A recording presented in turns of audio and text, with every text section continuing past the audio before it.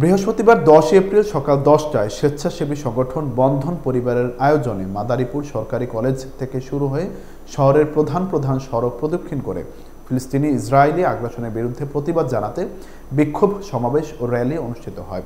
মাদারীপুর সদর প্রতিনিধি সোহাগ হাসান জানান, জায়নবাদী ইসরায়েল ফিলিস্তিনে যে ধ্বংসযজ্ঞ চালাচ্ছে তা মানবতা বিরোধী অপরাধ।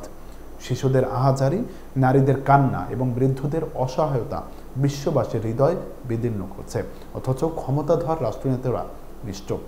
তারা আরো বলেন, ইসলামের পবিত্র ভূমিতে রক্ত ঝরছে, আজানের ধ্বনি থেমে যাচ্ছে বোমার গর্জনে, মুয়াজ্জিন, মুসল্লি ও নিরীহ নাগরিকরা নিহত হচ্ছেন নির্বিচারে।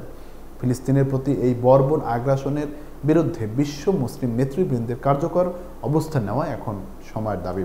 বিক্ষোভে অংশগ্রহণকারীরা ইসরায়েলি পণ্য বর্জনের আহ্বান জানিয়ে বলেন, যুদ্ধের ময়দানে না পারলেও সচেতন প্রতিরোধ গড়ে তুলতে হবে অর্থনৈতিকভাবে।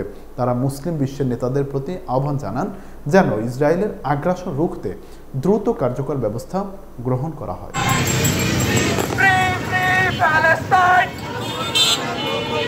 No more murder, no more lies. Please leave Palestine.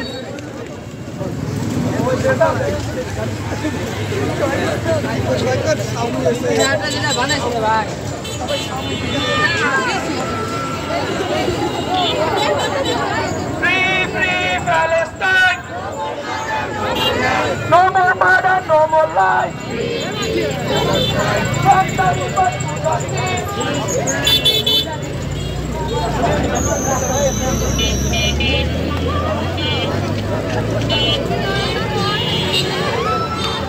Thank you.